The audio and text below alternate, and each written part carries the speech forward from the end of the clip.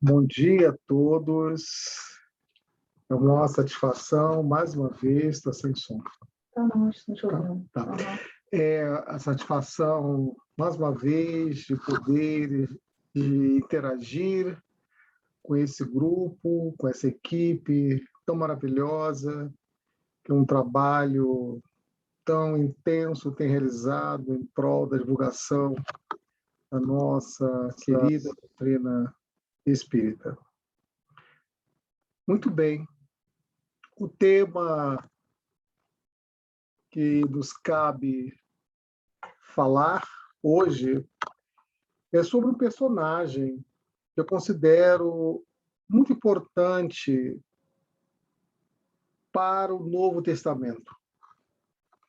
Não só para o Novo Testamento, mas um personagem que pode servir para nós como exemplo de amor, de vivência do amor e de superação. Trata-se de Maria de Magdala. Essa que é tida como uma mulher errante, a mulher que cometeu pecados, a mulher que tinha uma vida desregrada, a mulher criticada, julgada pelas suas decisões, pela conduta que portava. Eis, então, que é uma personagem que foi evada de críticas e de recriminações e repreensões, e que merece todo o nosso respeito pela sua história e pela influência que pode ter em nossas vidas. Jesus, sabedor da nossa necessidade e sabedor das nossas carências, das nossas inconstâncias, certa feita, ou por muitas ocasiões, ele nos trouxe algumas mensagens para que nós pudéssemos refletir sobre o amor infinito de Deus para nós. Há momentos, com certeza, que nos consideramos perdidos, desorientados. Há momentos que o indivíduo, em função das suas dores e dificuldades, não visualiza de maneira fácil soluções para as suas problemáticas internas e externas. Jesus, então, enquanto pedagogo, enquanto didata, enquanto conhecedor das nossas almas, enquanto um bom pastor, que assim foi, e assim é, e assim continuará sendo, ele nos trouxe várias mensagens, algumas parábolas, alguns ensinamentos de profunda ensinamentos, de profunda reflexão para todos nós. Certa feita, ele nos trouxe uma mensagem, três mensagens, com três parábolas. Ocasião em que fora criticado pelos fariseus, quando ele estava ceando com cobrador de impostos, com pecadores. E eis então que ele coloca que o Pai Celestial cuida de todos e a todos perdoa. Ele colocou a mensagem da ovelha perdida, da dracma perdida e do filho pródigo. Colocando essas mensagens que são já conhecidas de nós, da ovelha perdida, daquela ovelha que ele, em dado momento, sai à procura. Deixa 99 e vai à procura daquela que está perdida. Colocando para nós que enquanto houver um choro, um grito de desespero no mundo, ali estará Jesus para acudir, para amparar, para ajudar, para desenvolver todas as possibilidades e colocar os recursos para que nós possamos voltar, sair do deserto, e ele nos acha.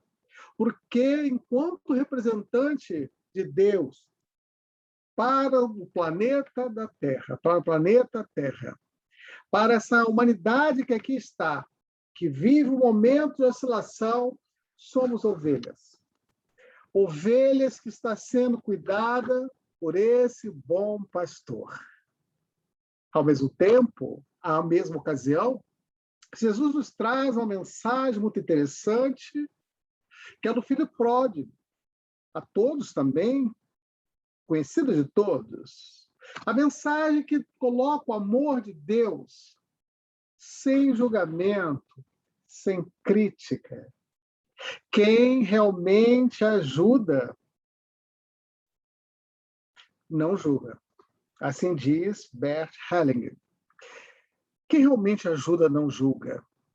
Nós temos a tendência, muitas vezes, de julgar e recriminar pelos mínimos e pequenos detalhes. Significa que nós temos que alfabetizar a nossa alma, o nosso espírito, para diminuir a intensidade das críticas, dos julgamentos a priori, para tentar ser mais solidário com os outros, pautando a nossa conduta, a maneira no qual Jesus, em dado momento, quisera que nós pautássemos, com amor, com perdão, com sabedoria.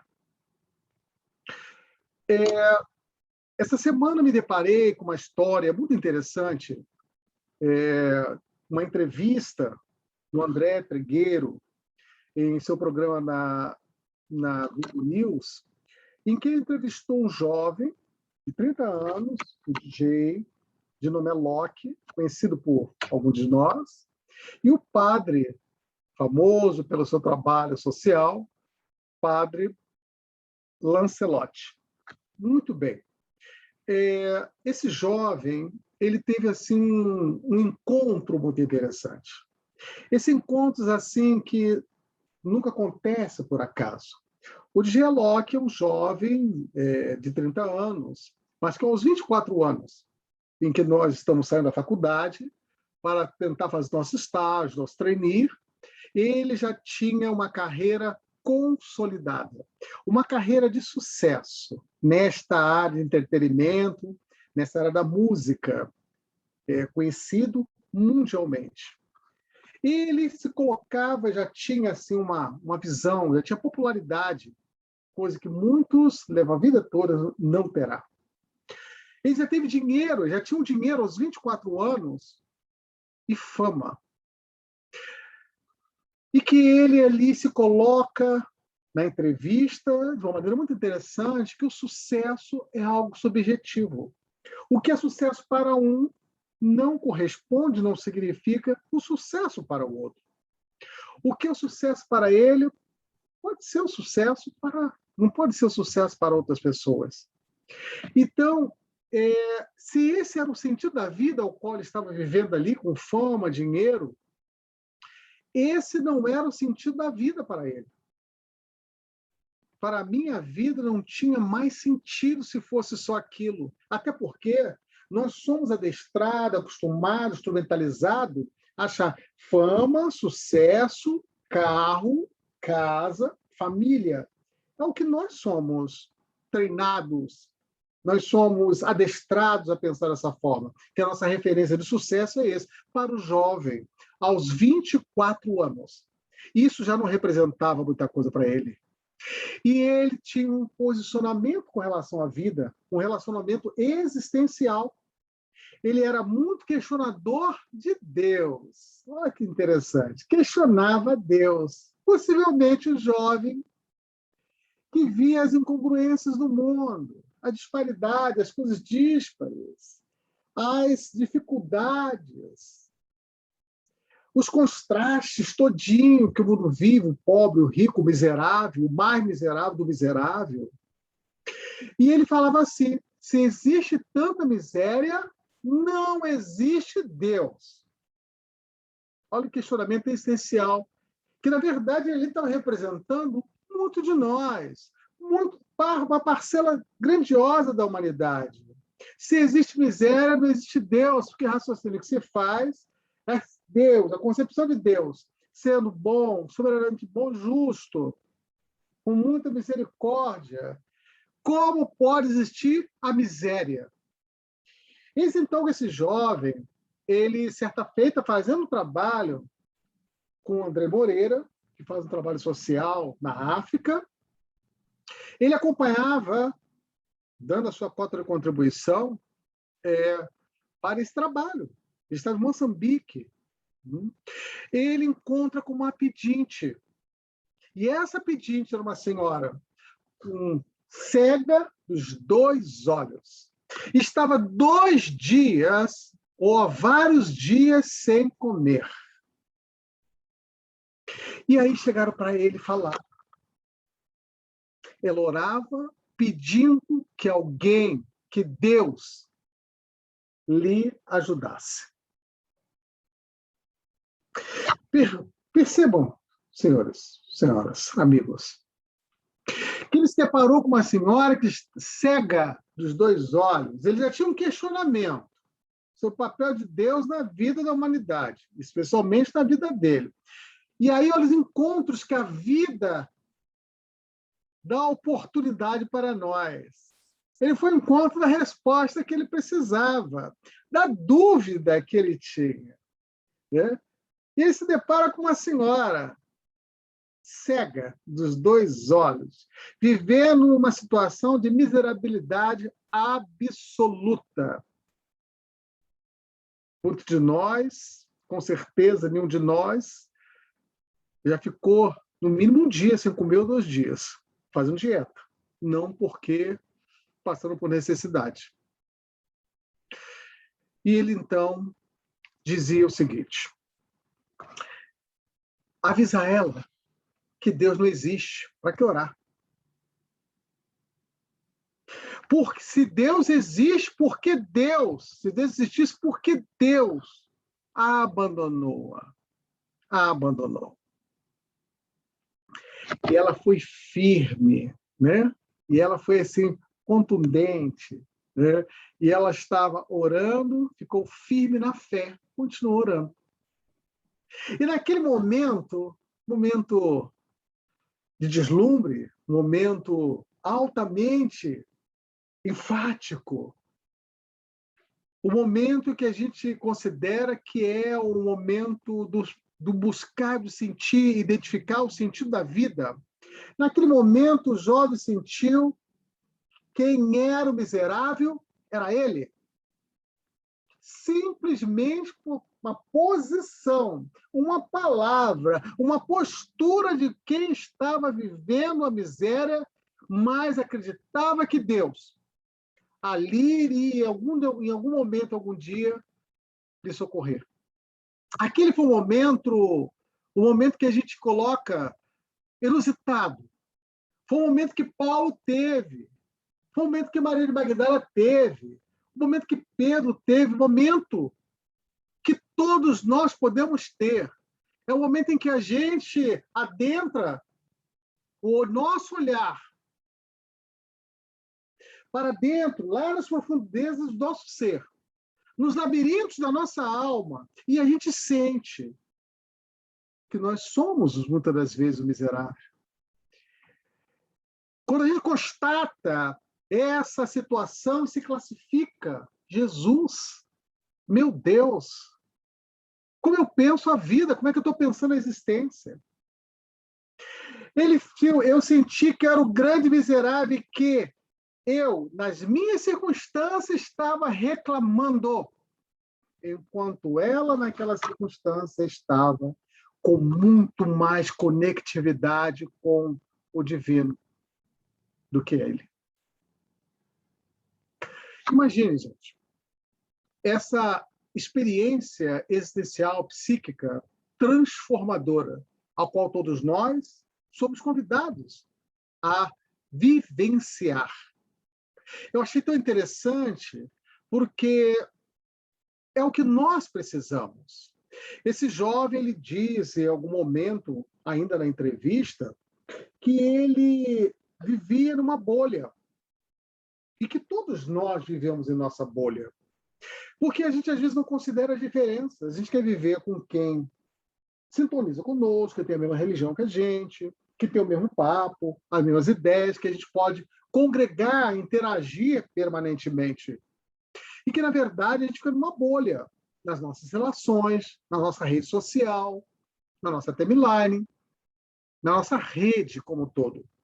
E, em algum momento, esses jovens estavam sendo convidados a viver fora dessa rede, fora desse mundo ao qual nós vivemos. E é justamente quando a gente sai ao encontro deste mundo, sai da bolha, a gente vai considerando as diferenças. A gente vai considerando as diferentes possibilidades. Isso aí que é uma coisa altamente interessante, que hoje nós chamamos de alteridade. Estado de alteridade. Quando nós entendemos a necessidade de diferença dos outros, a necessidade de a gente estabelecer contato com o que é diferente. Vidas diferentes também importam. Vidas diferentes também é importante para a gente relativizar os nossos conceitos. Do contrário, a gente estabelece um conceito etnocêntrico, preconceituoso, e que a gente, às vezes, vai reproduzindo um preconceito estrutural, um racismo estrutural, sem sequer saber que está sendo racista e preconceituoso, dos mínimos e pequenos detalhes. Justamente porque a gente alimenta determinadas posturas. E o processo da gente vivenciar as etapas da alteridade, da necessidade de encontrar, de ter empatia, de considerar diferenças do outro e conviver de maneira harmônica, muito embora às vezes nem harmônica, mas saber conviver abrindo mão dos nossos pressupostos, das nossas ideias concentradas, fixas e rígidas. O primeiro processo para a gente vivenciar, segundo a Hermance Dufour, ela fala que é o desejo melhor, em que nós estamos assim mexidos. Foi o que aconteceu com o jovem, mexido com a necessidade, aquela coisa que está lá dentro, mexendo com a gente, nos instigando a alguma coisa não está certa, não está coerente. A gente tem a nossa estrutura social, nós temos nosso carro, a nossa casa, a nossa conta bancária. Isso a gente, às vezes, acha que é muito pouco. A gente quer mais. Mas não no sentido de aumentar o nosso recurso, mas um desejo íntimo, alguma coisa, uma necessidade. Olha só, o mundo não é só isso. A sua realidade não é só essa. Por isso que nos Espíritos vai encontrar que todos nós temos um papel na criação, que todos nós somos co-criadores, que todos nós podemos fazer uma coisa para a humanidade. Não estamos aqui à toa, estamos aqui para a melhoria, para a transformação, para fazer alguma coisa para a humanidade, para fazer com que a nossa vida seja interessante, para que veja que nossa existência ela seja marcada por alguma coisa que possa impactar aos outros e a nós mesmos. O desejo melhor. Esse desejo, essa coisa que nos instiga, que nos estimula, é a etapa pelo conhecimento espiritual, criando conflito íntimo. Alguma coisa não está certo, não coaduna. A gente fica com aquela dúvida, a gente sai com aquela incerteza permanente. E a outra etapa, que seria justamente a etapa da interiorização, né? A etapa da conscientização, ele fala, e está marcado o conhecimento espiritual criando os conflitos íntimos, a interiorização, que o aprendiz das questões de espírito volta para estudar as suas reações íntimas e começa a fazer uma espécie de debulho, de mergulho, para tentar entender. E é tão importante esse mergulho que ele, quando vez a vida nos oferece, para que a gente desenvolva um certo conhecimento nós mesmos, para que a gente mergulhe dentro desse processo de questionamento, para a gente se conhecer. E quando a gente desenvolve isso, a gente se conhecer na nossa alma. O conhecimento sai da esfera intelectiva e entra para o campo das reflexões sentidas. A gente vai sentindo a necessidade de mudar, de se transformar. E, por final, essa etapa da alteridade, que é a transformação. Os valores interiorizados atingem o campo dos sentimentos e a mudança real. A gente parte para a ação. Porque a gente fica muito na esfera da fala, às vezes, do questionamento, que precisa ser isso, precisa ser isso. A gente fica assim, sério, a gente fica especialista em fazer avaliações, diagnósticos. Mas a ação efetiva e fundamental, em muitas situações, a gente não faz. Então, quando somos mexidos pelaquela mosquinha, aquela insinuação que não deixa a gente dormir, a gente acorda com aquele pensamento, alguma coisa a gente tem que fazer. E a gente ora, então, a Deus. A gente pede a Deus para que essa coisa ela se torne materializada nas nossas vidas. É transformações. A gente faz com que os nossos valores... Aquele jovem falou que só o sentido da vida, o sentido divino para o Alok, o sentido da vida dele, do divino, só tinha sentido através da solidariedade. Para uns, para cada um, o sentido da vida vai se manifestar de uma forma. Para ele, o sentido da vida, do divino na vida dele, que eu achei interessante, na entrevista, que eu sugiro que todos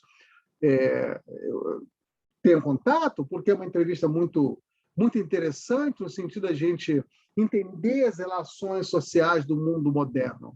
E ele fala que, para a vida dele, o sentido da vida, o sentido divino está em interagir. Para que ficar? Ele fala assim, olha, o dinheiro já era mais um indicador de sucesso para mim. Agora o indicador seria a sensação do divino, porque o divino, quando a gente tem a sensação do divino em nós, algo que está saciando em nossas vidas, nosso coração, nossa vida tem um sentido, o sentido da vida. Por que que muitas pessoas se suicidam?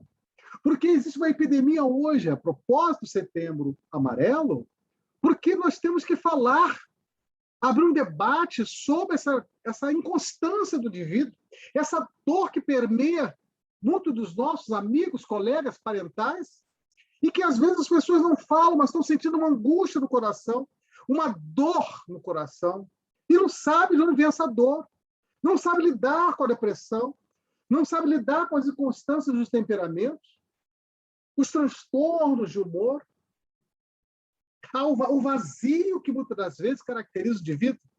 Então, nós temos que, em dado momento, buscar o sentido divino, que quando a gente tem introjetado o sentido divino dentro de nós, nós somos capazes de transpor todo e qualquer obstáculo.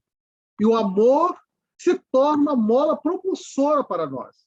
Gandhi assim dizia: se o homem se predispuser a amar com toda intensidade, conseguirá aliviar de milhões. O sentido da vida para Maria Teresa de Calcutá, quando saiu do claustro, foi quando viu uma senhora nas ruas de Calcutá, da Calcutá da década de 40, 50, da Calcutá miserável, da Calcutá que morria milhões, centenas de pessoas de fome. Ela viu nos olhos daquela senhora miserável Jesus. Ela viu nos olhos do indivíduo miserável, passando fome, Jesus. Ela sentiu um sentido cada vez mais, teve certeza do sentido divino no seu coração. Ainda assim, nós, muitas das vezes, nos deparamos com uma sensação muito intensa de que nós temos que nos arrepender. Mas existe uma diferença entre o arrependimento e a culpa. E aí Kardec, de uma maneira muito oportuna, muito pragmática, ele pergunta, questiona os espíritos, na questão 992, que consequência produz o arrependimento no estado corporal? Ao momento que o arrependimento não tem nada de culpa de estou como. O arrependimento é um momento que você se sensibiliza, em que você olha para dentro de si, alguma coisa é transformadora, pede transformação. E aí a espiritualidade responde: fazer que, na vida atual, o espírito progrida. Olha só.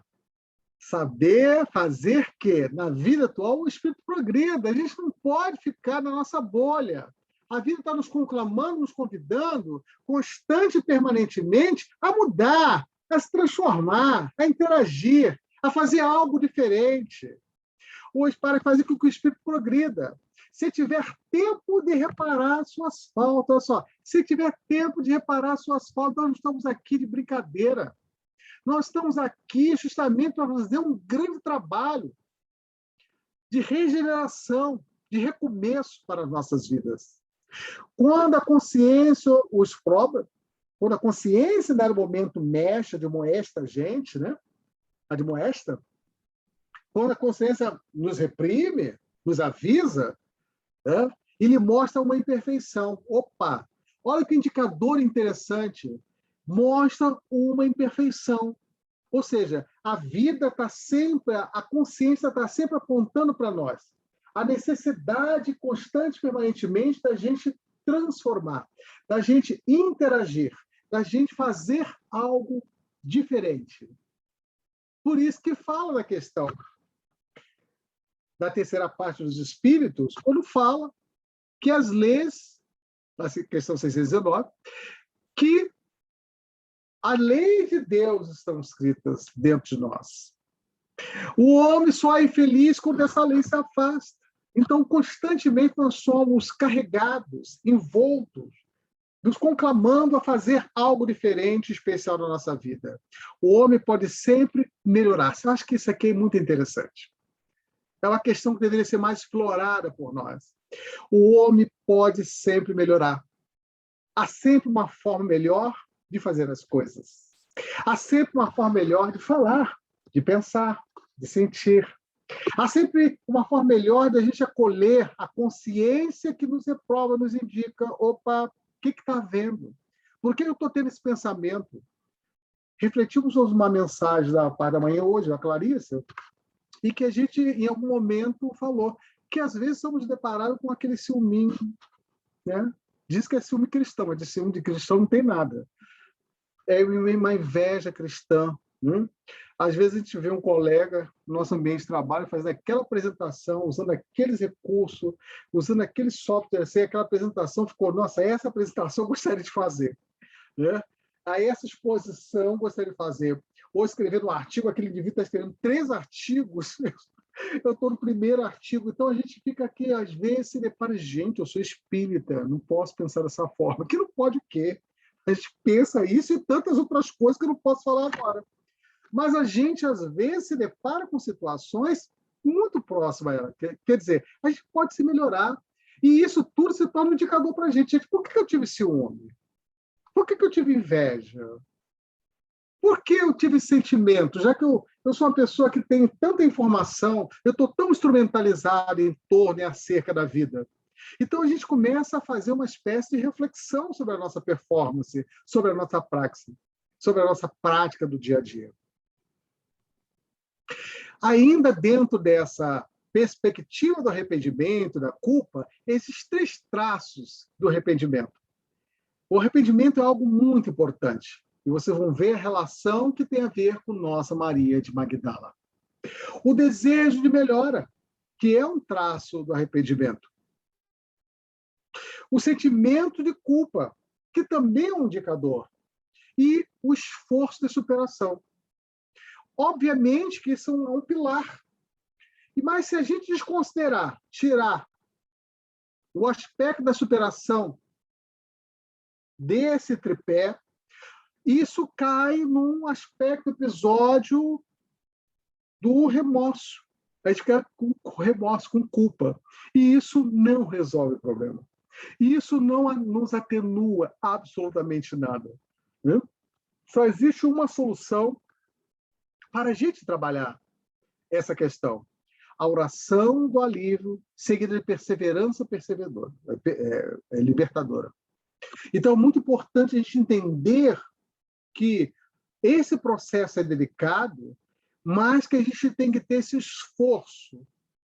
E esse esforço é todos os dias. Como fala Drummond de Andrade, havia uma pedra no meio do caminho. No meio do caminho havia uma pedra. Nunca esquecerei que havia uma pedra no meio do caminho havia uma pedra. Então, tem pedras que a gente tem que remover. As pedras das nossas paixões, das nossas limitações, das nossas projeções, das nossas dificuldades emocionais, psíquicas e energéticas. Né? E aí, é muito importante a gente entender que nós estamos envoltos em uma esfera de amor. Jesus nos alertava por iniquidade de muitos, o amor de muitos esfriará. Mas a gente não pode perder do ponto de vista que nós somos regidos por leis. Lei de amor, a lei de perdão, de justiça. Isso que é mais importante. Nós não estamos soltos no planeta, não estamos soltos no universo. Existe o amor que norteia, o amor está permeado de perdão. A gente tem que aprender a desenvolver tolerância, desenvolver uma certa atitude de alto amor para nós, que nós somos espíritos imperfeitos. Nós somos, às vezes, carregados ainda de muitas limitações a ser corrigida, a ser trabalhada, mas temos que ter paciência com a gente, especialmente quando a gente se decepciona, se frustra com um colega de trabalho, ou com um parental, ou com alguém bem mais próximo. Tem que desenvolver o perdão e o auto-perdão, que é alguma coisa importante. Porque Jesus até hoje está aí, mergulhado nessa esfera do nosso psiquismo para nos ajudar, nos amparar e nos orientar. E aí, a Sânia faz um poema muito interessante que assim diz: eu me perdoo. Eu me perdoo o amor que pensei não merecer. E o olhar de puro fulgor que escondia ao ter ver. Eu me perdoo a alegria que nunca usufruí, o riso solto que um dia afoguei dentro de mim. Eu me perdoo a ira e a vingança cruel com que amarguei tua vida com descaminho do fel. Eu me perdoo do mal que desejei ao irmão e o pecado real que não merece o perdão. Eu me perdoo pelos sonhos abandonados ao vento, mas que minha alma sufoco, mal esquecido do tempo. Eu me perdoo pela descrença que nunca me consolou. Meus dias de só cegueira, da mágoa, do medo, do rancor, porque os meus dias mortos em só arrependimento, o sol sorriu aos olhos em convite ao recomeço, porque nas noites de culpa em que minha alma tremia, o claro da cheia lua, no meu quarto escuro invadia, ao pé do lindo arbusto, em que chorei com pesar, sorvi o ar mais que puro, que veio me consolar. Onde a flor bela do campo, humilde, a mim se abriu, me perfumou seu encanto, não me cobrou, só sorriu. Se a natureza em doçura que planta a vida tão simples, mostrou-me que a alma escura brilha também, sem limites, e o universo que pulsa, tão pleno, me perdoou. Quem sou para cultivar culpa, se tudo, em tudo é amor?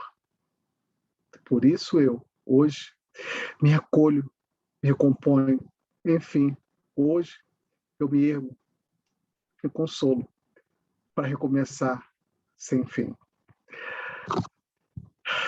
Eis aí a oportunidade da gente refletir sobre a necessidade do perdão. E é justamente pensando em todos esses processos que aqui falamos, envolvendo arrependimento, alteridade, recomeço, o amor divino, que nós escolhemos para encerrar nosso estudo, deixando espaço para refletir sobre a história, sobre esse exemplo de vida que foi Maria de Magdala. Maria de Magdala, o encontro com o amor. Nós sabemos que esse relato que aqui pegamos está descrito no livro Boa Nova, de Humberto de Campos, capítulo 20. E que aqui eu vou me permitir ler para vocês esse trecho, eu vou me deter nesse trecho tão interessante dessa passagem que Maria de Magdala teve com Jesus. Maria de Magdala, para que todos a conhecem, mas vale a pena enfatizar, que foi uma pessoa rica, uma pessoa que teve a sua importância nos seus referenciais materiais, tida como mulher pecadora, errante, uma mulher que errava, que cometia faltas e erros e pecados mais diversos, no nosso conceito de julgadores e críticos. Decorrida uma noite de grandes meditações antes do formoso banquete daí, onde ela ungia publicamente os pés de Jesus com seus bálsamos perfumados, do seu afeto, notou-se que uma barca tranquila conduzia a pecadora a Cafarnaum. Dispusera-se a procurar o Messias após muitas hesitações. Existe uma inquietação muito grande em sua alma. Como a receberia o Senhor na residência de Simão? Seus conterrâneos nunca lhe haviam perdoado o abandono do lar e a vida das aventuras. As críticas permanentes que fazemos a quem comete um tropeço na vida. Envolvida por esses pensamentos profundos, Maria de Magdala penetrou o umbral da humilde residência de Simão Pedro, onde Jesus parecia esperá-la. Então, a bondade com que recebeu um grande sorriso. Aqui eu dou uma parada. A receptividade. Nisso que Jesus é considerado um grande terapeuta, um grande psicólogo. Ele soube acolher, ele soube com habilidade terapêutica lidar com o conflito que ela trazia no seu coração amargura, dor. Ela trazia da sua vida ali carregada de dificuldades emocionais, psíquicas, envolvendo arrependimento, culpa, depressão, uma série de questões, uma série de disfunções, digamos assim, que ela carregava no seu coração. E, geralmente, quando nós nos deparamos com um tormento psíquico, com um sofrimento psíquico, muitas vezes as portas se fecham. Muitas das vezes as pessoas têm intolerância, não têm paciência para lidar com a pessoa com depressão, com a pessoa com toque, com transtorno obsessivo-compulsivo, com a mania, com uma série de outras dificuldades psíquicas, emocionais e comportamentais. Eis que Jesus, sabedor disso, tendo a alteridade, considerando a diferença, mas não desconsiderando que aquele indivíduo necessitava de amor, de acolhimento, de entendimento. É tão bom quando nós estamos sofrendo, quando nós estamos passando por uma descompensação física, psíquica, emocional, alguém com sensibilidade nos acolhe. Alguém que nos acolhe sem crítica. A crítica pode ficar para depois, mas naquele momento de dor, o indivíduo precisa de acolhimento, de carinho. Ele precisa de restabelecer o contato com as modernas psicoterapia enfatizam, especialmente a humanista. Ele precisa de se reconectar com o mundo externo e com o mundo interno dele. Ele precisa se sentir sustentado, confortado, para que ele tome consciência da sua dor. Mas ele sabe que ali está sendo acolhido. E é tão bom saber quando nós somos tomados por uma dor psíquica, alguém nos acolhe. Alguém está ali para nos ouvir. Às vezes somos repetitivos, às vezes nos deparamos com pessoas repetitivas, caracterizadas por neurose, mas aquilo é o pedido de socorro. Ali está uma pessoa pedindo ajuda, às vezes em silêncio. Para quem tem amor no seu coração e começa a desenvolver amor do coração, não precisa a pessoa abrir a boca. Basta olhar nos olhos. E a gente desaprendeu a olhar nos olhos das pessoas. O corpo é um instrumento de fala. Quando a gente aprende a olhar as pessoas, não só o seu físico, mas o seu movimento, a sua emoção, nós conseguimos depreender, decifrar. Jesus, no contato com Maria, ele esteve ali, percebendo, filtrando e dando a ela uma nova possibilidade de recognição, recontato, contactar consigo mesmo, a sua essência, porque nossa essência é divina, nossa essência é de amor. Nós, às vezes, estamos em desencontro conosco, em função das nossas agruras, em função dos nossos descompassos, em função das imagens, das crenças que nós criamos, em função das feridas que não foram curadas, especialmente as feridas que foram consolidadas em nossa infância, ainda na nossa infância, e que nós, aquele herói que nós colocamos, nossos parentais, nossos responsáveis, especialmente o pai e mãe, muitas das vezes aquela coisa desconstruída dentro de nós. Aquele herói, aquele arquétipo do herói, do pai e da mãe, muitas vezes carece de fundamentação, vem a decepção, vem recalcamento das emoções, vem a decepções. Lá na frente, o amor que faltou na infância é o amor que a gente busca e projeta no outro. O outro não tem nem amor para si e não tem amor para te dar. E a gente fica cobrando do outro aquilo que o outro também não teve. E os nossos pais, possivelmente, não tiveram para dar o suficiente. Por isso que deu a forma no qual eles poderiam dar. Quando nós tomamos consciência dessa criança, que ultimamente se fala muito, essa criança ferida, dessa criança carente, nós temos que entender que temos que cuidar do nosso ser. Eis que Maria tinha essa carência, essa ferida, e que precisava ser acolhida. E quando a gente tem o acolhimento, a sensação do sentir a dor do outro, a alteridade, a empatia, o amor, o carinho, o afeto, essa acolhida, só essa acolhida já é um instrumento que cura, que edifica, que transforma, que faz com que o indivíduo se sinta amado. O amor que ele não teve, ele sentindo aquele amor, ele vai reconectar o amor. E Jesus justamente fez isso. Fez com que Maria reconectasse consigo próprio, que ela estava perdida, desorientada. Era um ser que estava desviado de si próprio, em desencontro com si. E isso, quando nós estamos em desencontro conosco, vem os conflitos, mas a misericórdia divina, com a sua sabedoria, com os seus instrumentos, sempre dá oportunidade para o recomeço, que dá uma oportunidade, como deu a Locke, uma oportunidade de viver no indivíduo miserável, passando fome, Deus. Ali ele pode fazer uma releitura de si. Ele teve a oportunidade de fazer uma reflexão sobre a sua vida e se reconectar novamente com o mundo, que todos nós precisamos. E Jesus ali, com um olhar magnânimo, o sorriso estampado nos seus olhos, no seu rosto, ouve Maria sem julgar. O principal atributo de quem ama é não julgar. A recém-chegada sentou-se com indefinível emoção, a estragulhar o peito, aquela dor que muitas das vezes não quer sair de nós. Ela sentiu ali um alívio espiritual, como nunca antes sentiu.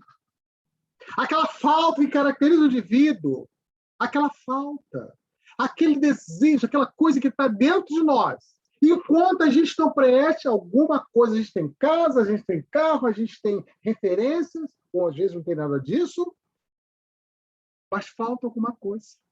Tem tudo e não tem nada. Porque falta o essencial, o amor, a identificação com o divino que somos nós, a nossa essência ao qual nós estamos distanciados. Senhor, ouvi vossa palavra consoladora e venho ao vosso encontro. Tendes clarividência, Jesus. Tenha a clarividência do céu e podeis adivinhar como tenho vivido. Imagina a pessoa num processo desse psicoterápico, falando para Jesus, tu sabes a dor que eu estou sentindo no coração. Quando nós adotamos uma postura de pedir ajuda diante das agruras da vida, das dificuldades, não podemos mais achar que somos super-homens. Temos que pedir ajuda. E ajuda justamente daquele que está próximo. Ou que não, senão, uma ajuda psicoterapêutica em algumas situações, quando aquilo se sai do controle. Tendes clarividência do céu e podeis adivinhar como tenho vivido. Sou filho do pecado. Todos me condenam. Entretanto, mestre, observai que tenho sede do verdadeiro amor. Minha existência com todos os prazeres tem sido estéril e amargurada. Aí eu paro e vou refletir sobre dois aspectos. O primeiro aspecto que ela fala, o autoconceito, a autoimagem que ela tem de si própria. Eu sou filha do pecado. Se julga, se recrimina, não precisa ninguém mais julgá-lo. Quando a gente se deprime, se autodeprecia, não precisa mais ninguém falar nada para a gente, porque a gente já está bloqueando acesso das soluções em nossas vidas. Porque a gente cria uma camada, um bloqueio, e a gente fica repetindo. A raiva vem, o ódio vem. A gente começa a ter raiva da raiva, medo do medo, porque a gente se sente bloqueada. Nossos canais de acessos racionais, sensatos, ficam bloqueados. Quando a gente tem essa autoimagem depreciativa, depreciadora sobre nós. Sou filha do pecado. Esses conceitos deixavam o indivíduo já numa situação deplorável. É dessa forma que Jesus entende, quer dizer, ela está vivendo um autoconceito errôneo sobre si próprio, sobre si mesmo. Todos me condenam, olha aí. Imagina um indivíduo que cometeu uma falta, um erro. Ele já cometeu um erro. Em si próprio, ele já está sentindo uma dor, em muitas situações. E nós já jogamos pedra, reiterando a dor desse indivíduo. Entretanto, o mestre, observar que tem um sede do verdadeiro amor, tinha ali o desejo. Tinha lá a consciência que ela tinha alguma coisa dentro dela que dizia que aquele caminho que ela estava seguindo, que ela adotou para a vida dela, foi um caminho errôneo. Foi um desencontro que ela tinha consigo própria, consigo mesma. Minha existência, como todos os prazeres, tem sido estéril e amargurada. A vida sem sentido, a vida de dor. Tanto é que ela tira como uma pessoa obsediada, uma pessoa que estava sendo sob a influência de vários espíritos.